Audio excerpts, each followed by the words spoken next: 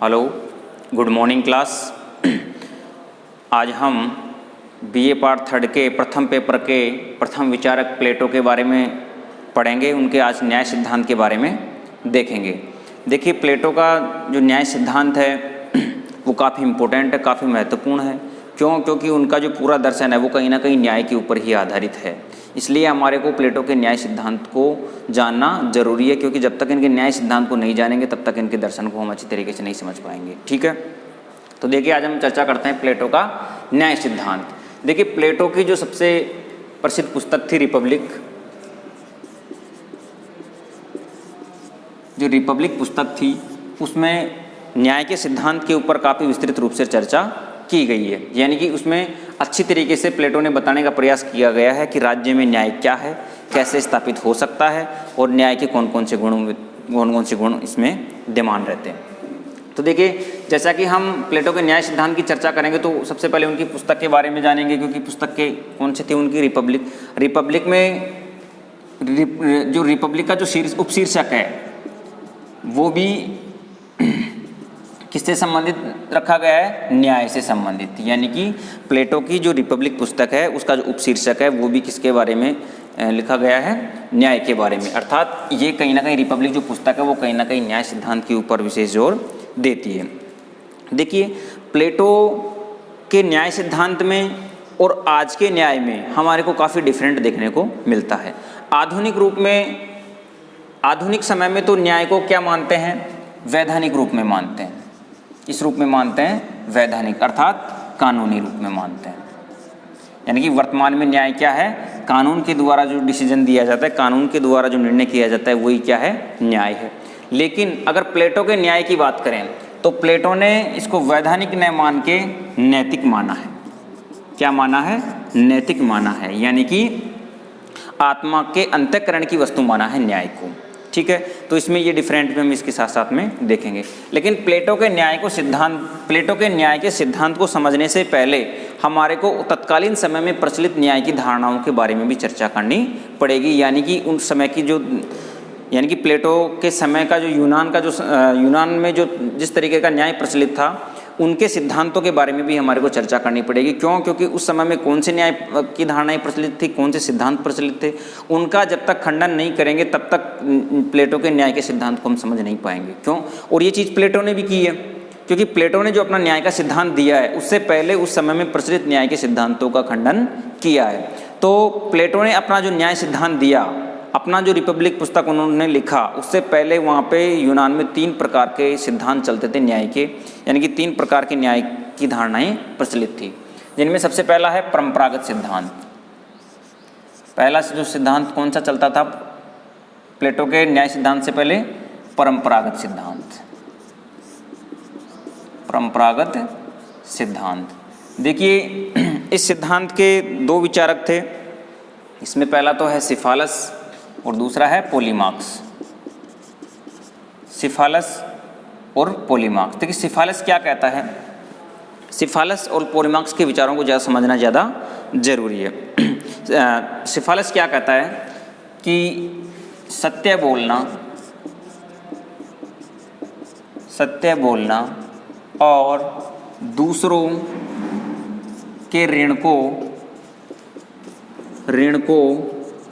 चुका देना ही न्याय है। ठीक है, यानी कि सिफालस जो महोदय हैं, जो परंपरागत सिद्धांत के सिद्धांतकार हैं, उन्होंने कौन सा स्टेटमेंट दिया कि सत्य बोलना और दूसरे के ऋण को चुका देना ही क्या है? न्याय है। ठीक है, उसके बाद में जो पोलीमार्क्स है वो क्या स्टेटमेंट देते हैं?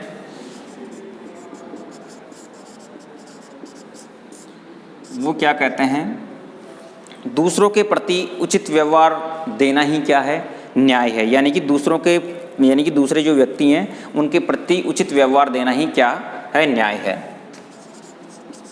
दूसरों के प्रति उचित व्यवहार देना ही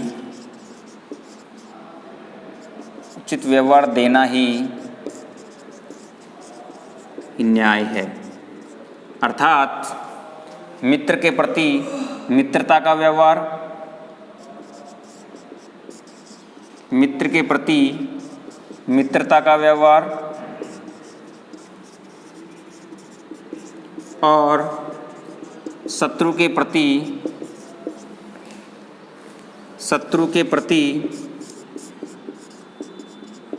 शत्रुता का व्यवहार करना ही न्याय है। यानी कि सिफालस और पॉलीमार्क्स ने इस सिद्धांत को क्यों स्वीकार किया, किस आधार पर स्वीकार करते थे? सिफालस का मानना था कि सत्य बोलना और दूसरों के ऋण को चुका देना ही क्या है, न्याय है। लेकिन प्लेटो ने इन दोनों सिद्धांतों को नहीं माना, यानी कि प्लेटो ने इनका क्या है, क्रिटिसिज्म किया है, अर्थात इनको मान्यता नहीं दी है। तो देखिए प्लेटो क्या कहते हैं इस कथन के बारे में। प्लेटो कहता है कि हर परिस्थिति में सत्य बोलना भी न्याय नहीं है। क्या कहते हैं कि कुछ परिस्थितियां ऐसी होती हैं जिनमें हमारे को सत्य नहीं बोलना चाहिए, और अगर सत्य बोल देंगे तो वो क्या हो जाएगा, अन्याय हो जाएगा। जैसे प्लेटो ने कहा कि एक सैनिक द्वारा सत्य बोलकर अपने सैनिक रहस्यों की जानकारी दूसरे राज्य के व्यक्तियों को दे देना, यानी कि दूसरे देश के सैनिकों को दे देना, क्या कहलाएगा, उस समय में क्या हो जाएगा, वहाँ पे अन्याय हो जाएगा। यानी कि मान लीजिए कि एक देश है, उसके सैनिक को दूसरे देशों के सैनिकों ने बंदी बना लिया और उससे पूछा कि आपके गुप्त रहस्यों के बारे में, उनके बारे में जानने की कोशिश की कि आपके हथियार कहाँ रखे हुए हैं, आपकी इंटरनल पॉलिसी क्या है। तो उस समय में अगर वो सैनिक अपने देश के रहस्यों की जानकारी दे देगा या सत्य बोल देगा तो वो क्या हो जाएगा, अपने देश के प्रति अन्याय कर बैठेगा। इसलिए हर परिस्थिति में सत्य बोलना और दूसरे के ऋण को चुका देने न्याय सही नहीं है। दूसरे के ऋण को चुका देने के संदर्भ में क्या कहता है प्लेटो कहता है कि जैसे मान लीजिए कि दो मित्र हैं और दोनों मित्र हैं और किसी परिस्थिति में दोनों स्वस्थ हैं, और जैसे मान लीजिए कि एक मित्र स्वस्थ चित्त वाले मित्र को अस्त्र देता है और अस्त्र देने के बाद में वो पागल हो जाता है, ठीक है, और पागल होने के बाद में वो अस्त्रों को अगर वापस मांगता है और ऐसी कंडीशन में अगर उसका मित्र उसको अस्त्र वापस लौटाता है तो वो क्या हो जाएगा, उस समय में अन्याय हो जाएगा। क्यों? क्योंकि ऐसी परिस्थिति में उसके ऋण को चुकाएगा वो, तो क्या हो जाएगा, उस परिस्थिति में अन्याय हो जाएगा। ठीक है, तो ये परिभाषा भी ऐसी कंडीशन में क्या हो जाएगी, सही नहीं रहेगी। यानी कि सत्य बोलना और दूसरे के ऋण को चुका देना हर कंडीशन में सही नहीं होता, इसलिए प्लेटो ने इस मान्यता को अस्वीकार कर दिया। उसके बाद में आता है पॉलीमार्क्स ने क्या कहा कि दूसरों के प्रति उचित व्यवहार देना ही न्याय है, अर्थात मित्र के प्रति मित्रता का व्यवहार होना चाहिए और शत्रु के प्रति शत्रुता का व्यवहार होना चाहिए। लेकिन प्लेटो महोदय ने इनको भी, इस परिभाषा को भी अमान्य करार दे दिया। क्यों? क्योंकि दूसरे के प्रति उचित व्यवहार देना ही न्याय है। कई बार ऐसी परिस्थितियां उत्पन्न हो जाती है कि मित्र केवल मित्र नाम के लिए ही मित्र हो और यथार्थ में शत्रु हो, तो ऐसी कंडीशन में क्या हो जाएगा, अन्याय हो जाएगा। क्योंकि अक्सर हमारे को आज के जीवन में देखने को मिलते हैं कि जो हमारे जो मित्र हैं वास्तव में वही शत्रु हैं। ठीक है, तो प्लेटो ने कहा कि बोले ये सिद्धांत भी सही नहीं है। एक दूसरा स्टेटमेंट और देते हैं प्लेटो महोदय, वो ये कहते हैं कि शत्रुओं के प्रति अगर हम शत्रुता का व्यवहार रहेंगे तो बोले मानवता का तो कोई रोल ही नहीं बचेगा। यानी कि प्लेटो ने कहा कि मान लीजिए कि हमारा कोई शत्रु है, लेकिन शत्रु के प्रति बुरा व्यवहार करना, बुरा बर्ताव करना उचित नहीं है। अगर ऐसा है तो वो न्याय की श्रेणी में माना नहीं जाएगा। इसलिए प्लेटो महोदय परंपरागत सिद्धांत को अस्वीकार कर देते हैं। परंपरागत सिद्धांत के दो सिद्धांतकार हैं सिफालस कहता है सत्य बोलना और दूसरे के ऋण को चुका देना ही न्याय है, लेकिन हर परिस्थिति में सत्य बोलना और ऋण को चुका देना न्याय नहीं हो सकता। ठीक है, प्लेटो ने इसको अमान्य कर दिया। पॉलीमार्क्स कहता है कि दूसरों के प्रति उचित व्यवहार देना और मित्र के प्रति मित्र का व्यवहार करना और शत्रु के प्रति शत्रु का व्यवहार करना, ये भी सभी परिस्थितियों में उचित नहीं है। इसलिए प्लेटो महोदय परंपरागत सिद्धांत को अस्वीकार कर देते हैं, अर्थात अमान्य ठहरा देते हैं। ठीक है, अब अगला देखते हैं। दूसरा जो सिद्धांत प्रचलित था उस समय में, क्रांतिकारी सिद्धांत। कौन सा था? क्रांतिकारी सिद्धांत। देखिए,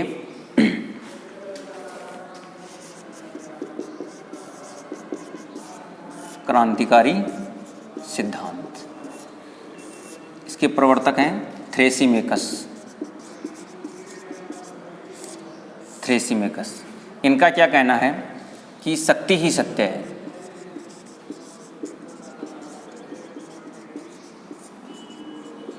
क्या है? शक्ति ही सत्य है, अर्थात शक्तिशाली का हित साधन ही न्याय है। शक्तिशाली का हित साधन ही न्याय है।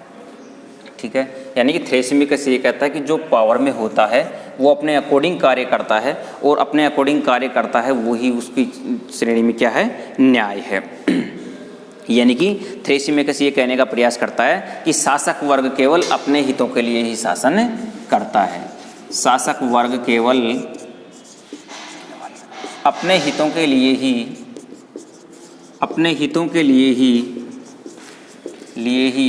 शासन करता है, अपने हितों के लिए ही शासन करता है। लेकिन प्लेटो ये कहता है कि शासन करना क्या है? कला है। शासन करना क्या है? कला है। और सभी कलाओं का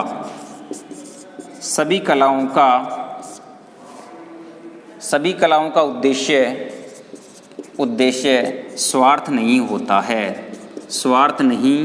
होता है। यानी कि प्लेटो ये कहता है शासन करना क्या है? एक कला है, और सभी कलाओं का उद्देश्य अपने स्वार्थ सिद्धि नहीं होता है। यानी कि शासक वर्ग क्या करता है? जिस प्रकार से एक अच्छा शिक्षक विद्यार्थियों की कमियों को दूर करके उसकी गुप्त शक्तियों को जागृत करता है, उसी प्रकार शासक वर्ग भी अपने राज्य की जो कमियां हैं उनको दूर करके उनको शासन करने के योग्य बनाता है, उनके हितों का ध्यान रखता है। ठीक है, इसलिए प्लेटो इस क्रांतिकारी सिद्धांत को भी मान्यता नहीं देते हैं। इसके बाद में जो तीसरा सिद्धांत है वो है कार्य कारण सिद्धांत। तीसरा सिद्धांत कौन सा है? कार्य कारण सिद्धांत। देखिए, तीसरा है कार्य कारण सिद्धांत। इसके प्रवर्तक कौन हैं? ग्लाउकन। इसके प्रवर्तक कौन हैं? ग्लाउकन। देखिए, ग्लाउकन महोदय क्या कहते हैं? न्याय भय का शिशु है। क्या कहते हैं? न्याय भय का शिशु है। देखिए, इससे क्या समझे आप? न्याय भय का शिशु है, यानी कि ग्लाउकन ये कहता है कि न्याय भय की प्रवृत्ति पर आधारित है। न्याय क्या है? भय की प्रवृत्ति पर आधारित है। यानी कि न्याय क्या है? भय की प्रवृत्ति पर आधारित है। उसके बाद में एक बात को और मानते हैं ग्लाउकन, ये कहते हैं कि राज्य क्या है? राज्य एक स्वाभाविक संस्था न होकर क्या है? कृत्रिम संस्था है। कृत्रिम संस्था है, यानी कि राज्य मानव द्वारा निर्मित संस्था है जो कि भय के ऊपर आधारित है। यानी कि व्यक्ति राज्य में अगर कानून का पालन करते हैं, यानी कि कानून शासक के आदेशों का पालन करते हैं तो वो क्यों करते हैं? क्योंकि उनको भय दिखाया जाता है कानून का। कानून के डर की वजह से वो क्या करते हैं? राज्य में राज्य के कानूनों को फॉलो करते हैं, राज्य के कानूनों को मानते हैं। लेकिन प्लेटो ने क्या कहा कि बोले नहीं, न्याय भय की प्रवृत्ति पर आधारित नहीं है। यानी कि प्लेटो ये कहता है कि न्याय क्या है? आत्मा के अंतःकरण की आवाज़ है। न्याय क्या है? आत्मा के अंतःकरण की आवाज़ है। आत्मा के अंतःकरण की आवाज़ है। यानी कि जो न्याय है वो कोई बाह्य वस्तु न होकर आत्मा का ही तत्व होता है। आत्मा का ही क्या होता है? तत्व होता है। इसलिए ये भय की प्रवृत्ति पर आधारित नहीं होता है। दूसरी बात इसके बारे में ये कहते हैं कि राज्य कृत्रिम संस्था न होकर क्या है? एक स्वाभाविक संस्था है। यानी कि परंपरागत बाह्य वस्तु नहीं है, ये प्राकृतिक मांग है, यानी कि व्यक्ति की स्वाभाविक मांग है, और इसी कारण राज्य क्या है? अस्तित्व में आया है। ठीक है, देखिए ये तीनों सिद्धांत हो गए, जिसमें परंपरागत सिद्धांत, क्रांतिकारी सिद्धांत और कार्यकारण सिद्धांत। देखिए एक बार इनको फिर से हम रिवीजन करते हैं। परंपरागत सिद्धांत किसने दिया?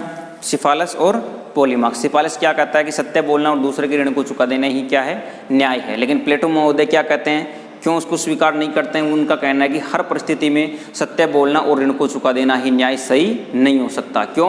क्योंकि कुछ परिस्थितियाँ ऐसी होती है जिनमें सत्य बोलना क्या हो जाता है, न्यायकर हो जाता है। उसके बाद में पॉलीमार्क्स क्या कहते हैं कि दूसरों के प्रति उचित व्यवहार देना ही क्या है, न्याय है। यानी कि शत्रु के प्रति शत्रुता का व्यवहार और मित्र के प्रति मित्रता का व्यवहार करना चाहिए। लेकिन प्लेटो ने क्या कहा कि ये चीज़ भी सही नहीं है। क्यों सही नहीं है?